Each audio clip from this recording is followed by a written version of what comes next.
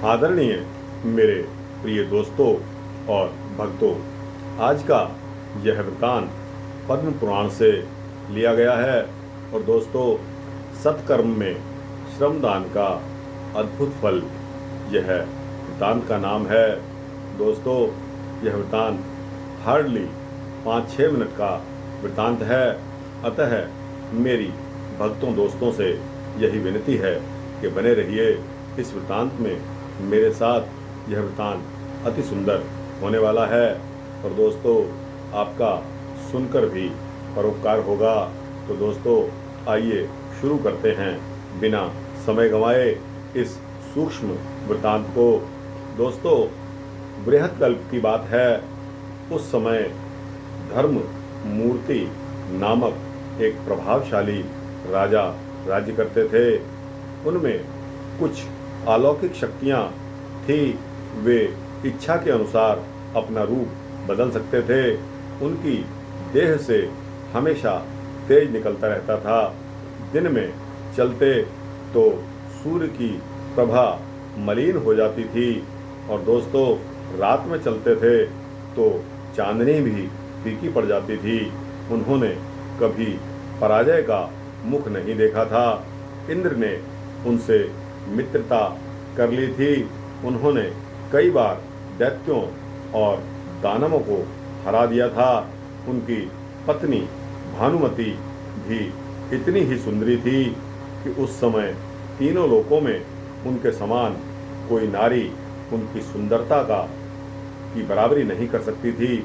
वह जितनी रूपवती थी उतनी ही गुणवती भी थी। दोस्तों, राजा का सबसे बड़ा सौभाग्य यह था कि उनके कुलगुरु महर्षि वशिष्ठ ही थे।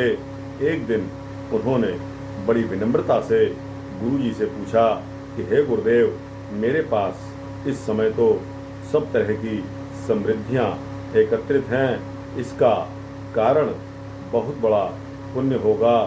उस पुण्य कर्म को मैं जानता हूँ, जिससे उस तरह का कोई पुण्य मैं पुनः कर सकूं, जिसके फलस्वरूप अगले जन्म में भी मुझे इसी तरह की सुख सुविधा प्राप्त हो जाए। इस पर महर्षि वशिष्ठ ने उनको बतलाया कि पूर्व काल में लीलावती नाम की एक वैश्या थी। वह शिव भक्ति में हमेशा लीन रहती थी। एक बार उसने पुष्कर क्षेत्र में चतुर्दशी तिथि को लवणाचल नाम के पहाड़ का दान किया था। उसने सोने का एक वृक्ष भी तैयार करवाया था, जिसमें सोने के फूल और सोने की ही देवताओं की प्रतिमाएं लगी हुई थी। इस स्वर्ण वृक्ष के निर्माण में तुमने निष्काम भाव से उसकी सहायता की थी। उस समय तुम उस वैश्या के नौकर थे। सोने के वृक्ष और फूल बनाने में तुम्हें अतिरिक्त मूल्य मिल रहा था, किंतु तुमने उस वेतन को यह समझकर नहीं लिया कि यह धर्म का काम है। तुम्हारी पत्नी ने उन फूलों और मूर्तियों को तपा तपा कर भली भांति चमकाया था।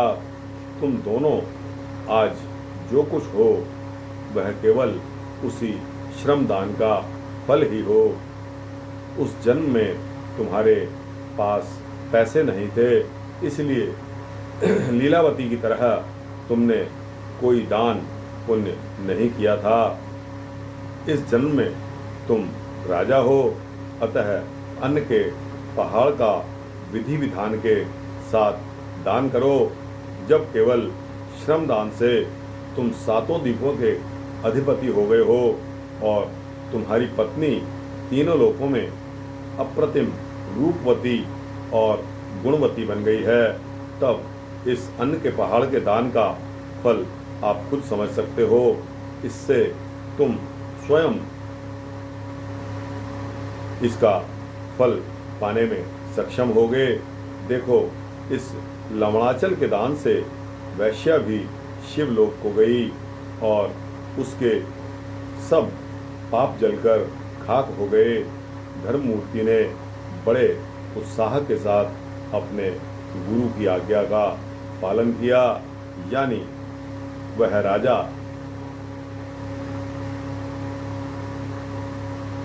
अपनी अलौकिक शक्तियों को अपने अगले जन्म के लिए सुरक्षित रखने के लिए दोस्तों गुरु वशिष्ठ का यह प्रस्ताव स्वीकार करके और उसका पालन करने में लग गया। तो दोस्तों सत्कर्म में श्रमदान का एक अद्भुत ही फल होता है। तो दोस्तों यह वृत्तांत यहीं तक समाप्त होता है। यह वृत्तांत आपको कैसा लगा? अच्छा लगा हो तो इस वृत्तांत को लाइक और शेयर करते हुए अपने दोस्तों, मित्रों, भक्तों, जिज्ञासुओं को अवश्य भेजना और इस चैनल को सब्सक्राइब करेंगे तो आपको इसी तरह के भक्ति वृत्तांत मिलते रहेंगे। जय श्री राधे, जय श्री कृष्ण।